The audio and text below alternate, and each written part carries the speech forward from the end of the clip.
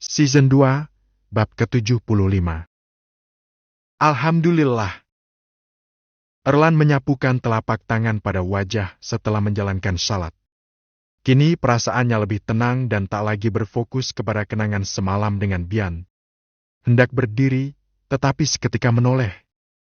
Ia cukup dikejutkan dengan keberadaan Raffi yang duduk tak jauh darinya sambil memainkan ponsel.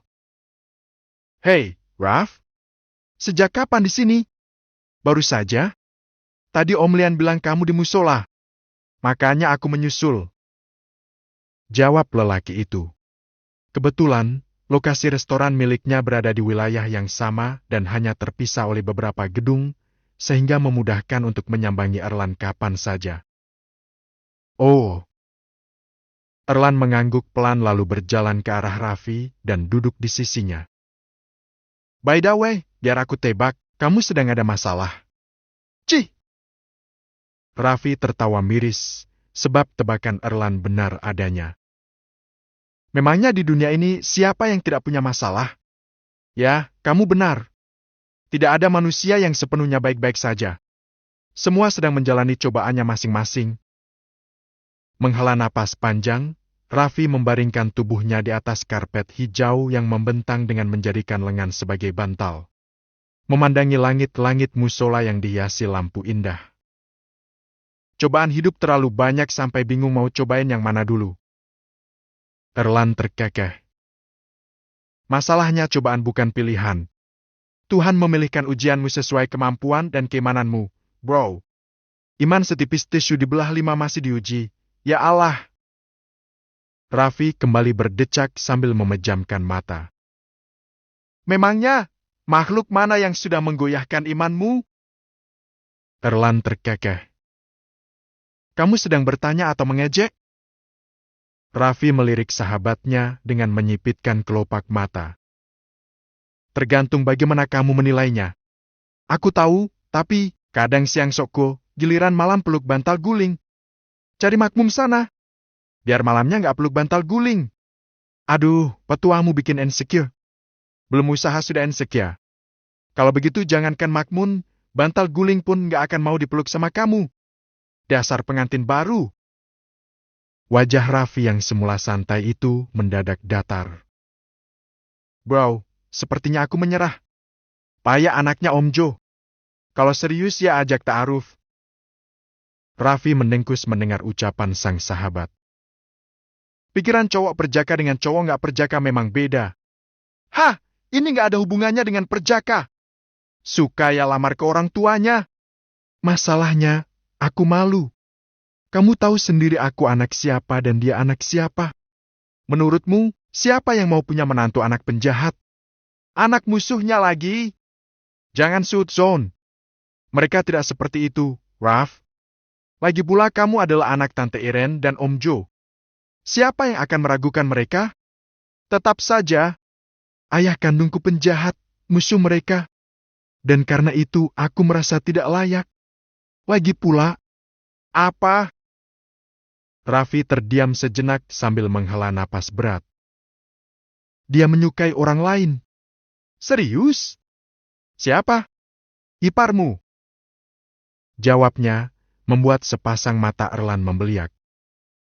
"Boy?" Raffi mengangguk pasrah. "Demi Allah, seandainya Boy juga memiliki perasaan yang sama dengannya, aku akan ikhlas. Aku mungkin bisa meragukan laki-laki lain untuk menjaganya, tapi tidak dengan teman kita yang satu itu.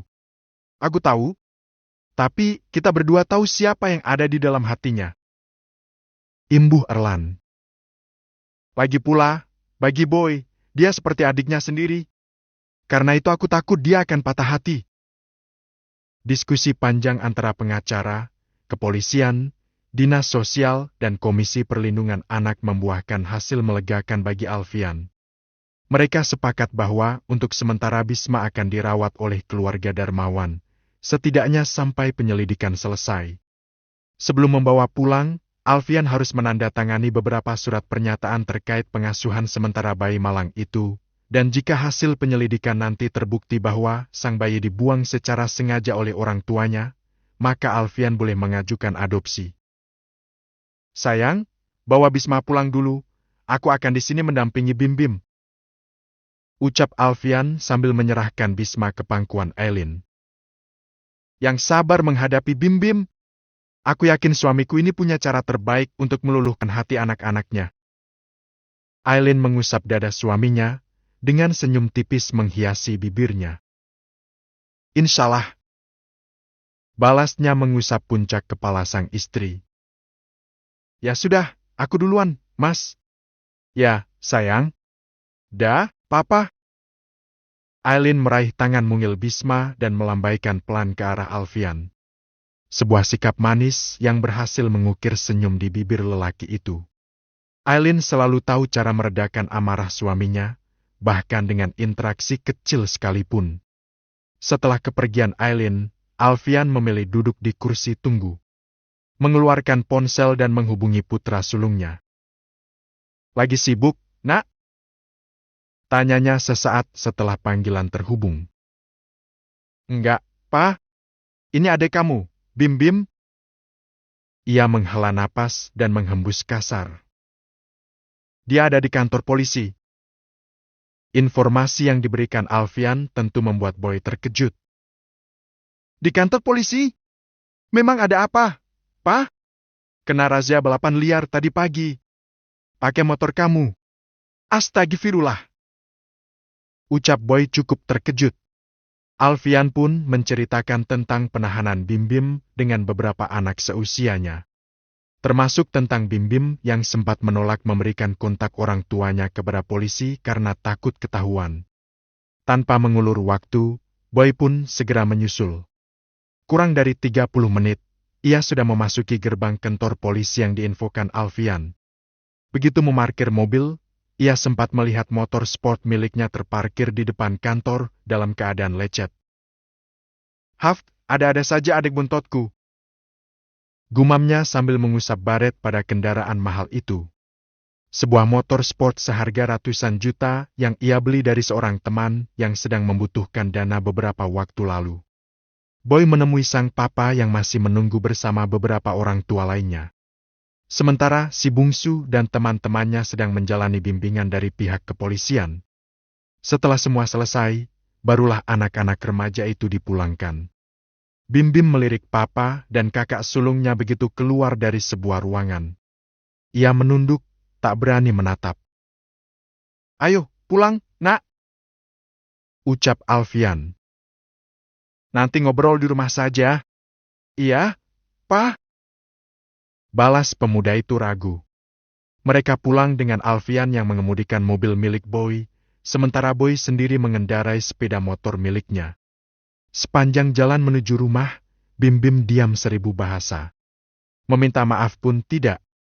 Satu-satunya hal yang terpikir olehnya hanya tentang papa dan kakaknya yang mungkin akan marah besar.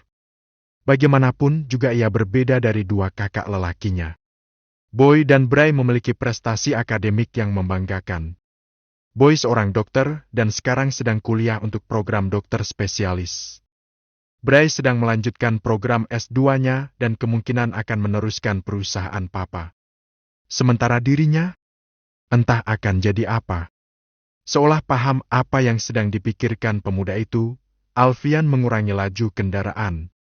Satu tangannya terulur mengusap puncak kepala putranya. Suka balapan? Tak ada sahutan dari pemuda itu, membuat Alfian mengulas senyum. Kalau kamu suka, papa akan mendukung. Spontan Bim-Bim menoleh ke arah papanya dengan raut terkejut. Mendukung untuk balapan liar? Bukan untuk balapan liar, Nak. Maksudnya, kalau kamu suka balapan, papa bisa daftarkan kamu ke racing school. Di sana kamu akan dilatih oleh seorang pelatih terbaik dan bisa jadi pembalap profesional di sirkuit balapan. Bukan balapan liar di jalan dan membahayakan orang lain. Tapi, untuk itu ada waktunya. Sekarang kamu masih 16 tahun, bulan depan baru 17 tahun. Papa belum bisa izinkan bawa kendaraan sendiri. Setidaknya sampai usiamu cukup. Imbuh lelaki itu sejenak memandang putranya. Papa nggak marah karena aku tertangkap balapan liar tadi? Itu bikin malu papa, kan? Tanyanya, mengingat orang tua dari beberapa temannya memarahi atau menegur anak mereka dengan keras. Sementara Alfian bahkan tidak menegurnya di hadapan orang lain. Anakku, marahnya orang tua itu adalah bentuk kasih sayang kepada anaknya. Hanya saja, masing-masing orang tua berbeda cara mengungkapkannya. Ada yang menunjukkannya dengan marah, ada menunjukkannya dengan diam. Bim Bim menghela napas. Ia tahu papanya lembut, sayang kepada semua anaknya. Tetapi, entah mengapa ia tetap saja merasa berbeda sendiri. Masih puasa? Tanya Alfian, membuat Bim Bim terdiam. Entah akan menjawab apa. Gak dijawab pun, papa pasti sudah tahu. Ya, ada 2 batang rokok di saku kemejamu. Napasnya juga bau rokok. Bim Bim menunduk, lalu mengeluarkan 2 batang rokok dari saku dan meletakkan di hadapan papanya. Kakak pasti marah besar karena motornya lecet. Itu motor kesayangan kakak yang dibeli mahal. Alfian terkekeh. Apa menurut kamu, kakakmu akan lebih sayang dengan motornya dibanding adik yang lahir dari rahim yang sama dengannya? Pertanyaan itu berhasil membungkam Bim Bim. Tangan Alfian kembali mengulur, mengacak rambut putranya. Kita lihat saja nanti di rumah. Apa kakakmu akan marah atau tidak? Kurang dari 10 menit, mobil memasuki halaman rumah, bersamaan dengan Boy yang juga baru tiba dengan membawa motor sportnya. Sejenak lelaki itu melirik badan motor, namun kemudian teralihkan kepada adiknya yang baru turun dari mobil. Ia melangkah, membuat Bim Bim memasang wajah datar. Bersiap jika kakak sulung akan memarahi dirinya. Kamu gak ada yang lecet, kan? Tanyanya sambil meneliti tubuh sang adik. Sobekan pada celana jeans di bagian lutut dan goresan di kulit membuat Boy meringis pelan. Reaksi itu sungguh di luar dugaan karena Boy sama sekali tak menunjukkan reaksi marah ataupun kesal dengan kondisi motor sportnya. Ayo masuk! Lukanya harus diobatin. Buka puasa pertama berlangsung tanpa Bim Bim. Pemuda itu memilih menghabiskan waktu di kamar dan menolak keluar. Alfian tak ingin memaksa. Ia membiarkan putranya merenung seorang diri. Paling tidak, mereka tidak boleh memaksakan kehendak atau akan membuat pemuda itu semakin tertekan.